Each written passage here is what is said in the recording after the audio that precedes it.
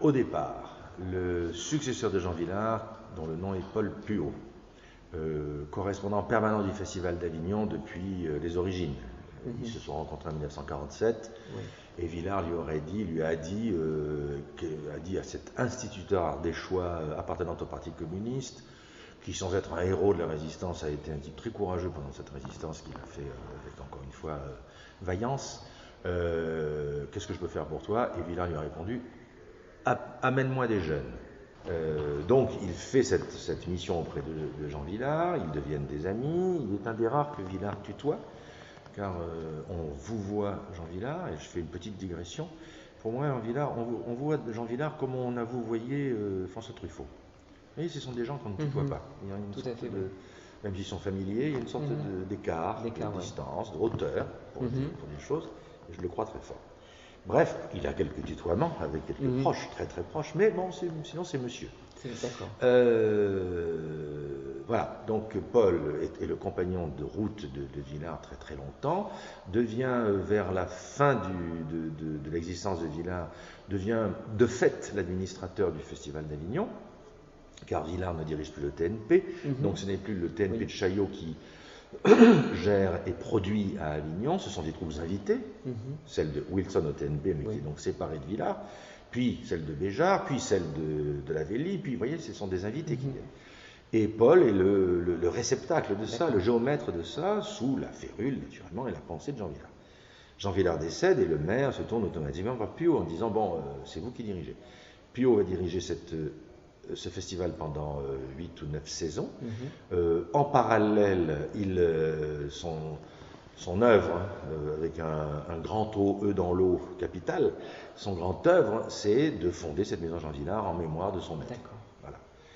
En réunissant, Vilar avait le sens de l'archive, en réunissant tout ce que Vilar et ses amis, surtout son principal administrateur Jean Rouvet, ont mis de côté, c'est-à-dire toutes les maquettes, tous les costumes, tous les accessoires, tout ce qui a marqué depuis 1947 jusqu'au départ de Vilar en 1963 du Festival d'Avignon et du TNP, ce qui a constitué l'aventure du théâtre populaire de Jean Vilar. Donc, cette association s'est retrouvée propriétaire de ce fonds d'exception. Ce fonds d'exception, c'est 2000 maquettes avec leur réalisation. On a tous les costumes, les accessoires, les mémoires, les écrits de Jean Vilar, toutes choses qui étaient relativement dispersées, qui ont été réunies par la volonté de la veuve de Jean Vilar, le travail de Paul Puot, qui a obtenu de Madame Vilar la confiance de confier précisément ces objets personnels et d'autres qui appartenaient aussi naturellement à la gestion du TNP. Il y avait des choses à lui et pas à lui, peu importe. La chose a été rassemblée ici. L'association Jean Vilar est donc propriétaire de ce fonds. Puot a l'idée de monter une maison Jean Vilar, mais Paul Puot est un homme d'une finesse politique extrême et se dit, bon, aujourd'hui, la ville d'Avignon, dirigée à l'époque par Henri Dufaux, est branchée sur Vilar, ils ont la sensibilité, ils ont le respect, mais demain, une ville, tous les 6 ans, ça change, ou tous les 12 ans, ça change. Ça change, oui. Alors il a cherché un marché sur 2 pieds, en quelque sorte. Et il est allé chercher la Bibliothèque nationale, qui n'était pas encore la Bibliothèque nationale de France, pour avoir, en quelque sorte, un partenaire éternel et qui n'était pas sujet aux aléas politiques. Association, plus ville, plus BN, et demain BNF, égale Maison Jean Vilar. Voilà.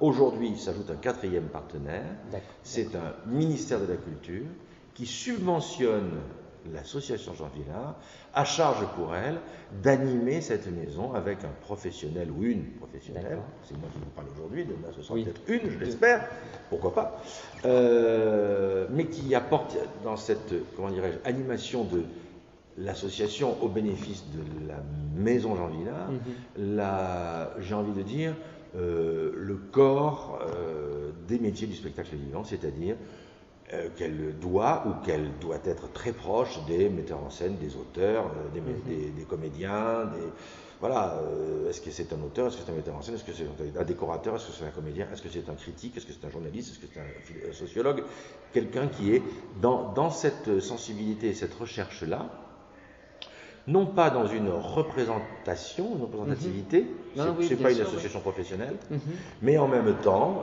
bon, le CA actuellement est constitué de gens qui, ès-qualité, sont aussi le directeur du Palais de Chaillot, le directeur de la Comédie Française. Et ça, il me semble que c'est très important que le leadership, pour parler en termes de gouvernance, quoi, soit donné à cette association par sa, comment dirais-je, son indépendance de pensée, sa vivacité, etc., etc.